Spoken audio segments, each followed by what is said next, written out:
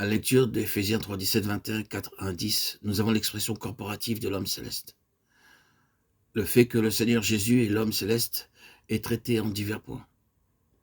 Au chapitre 4, nous avons la déclaration qu'il est monté aux cieux de tous les cieux, au-dessus de tous les cieux.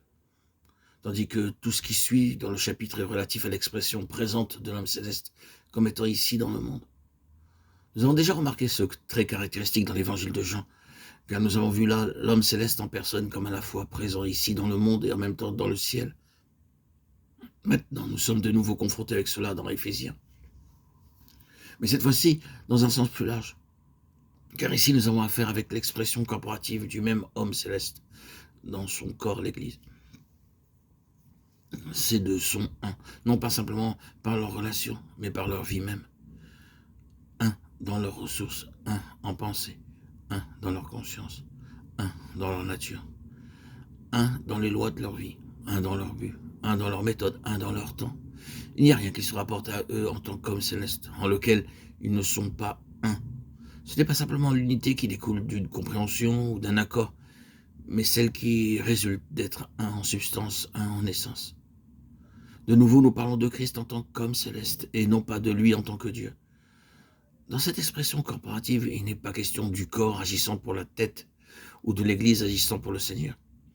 Il n'y a aucune indépendance ni de responsabilité séparée.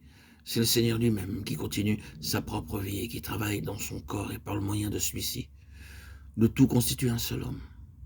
Cela ne signifie pas que le Seigneur aurait abandonné une identité personnelle et aurait cessé d'être une personne séparée, mais qu'il a donné comme provenant de son humanité céleste même sa propre substance, ses propres constituants, sa propre vie, pour constituer un corps qui est tellement un avec lui, qu'il est absolument comme une partie de lui-même.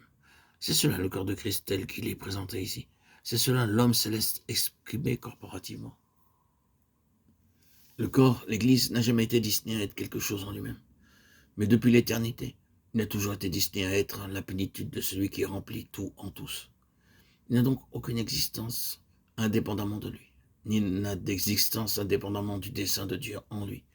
Ces faits, si simples qu'ils soient dans leur énoncé, sont très profonds et vont au très fond des choses dans leur signification. Ils gouvernent et déterminent ce qu'est l'Église.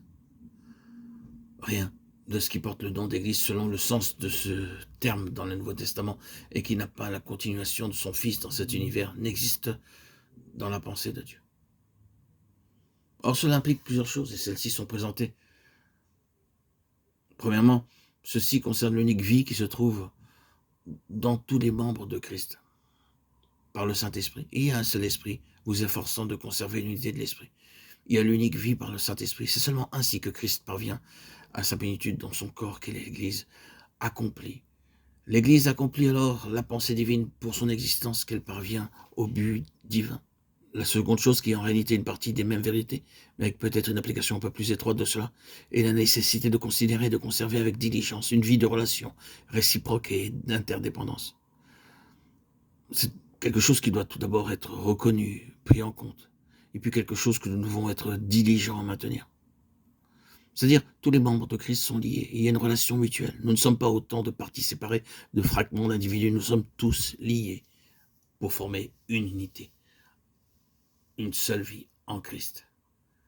Une vie de relation mutuelle et en même temps d'interdépendance les uns aux autres pour former le corps du Christ. Le corps, l'Église selon Dieu,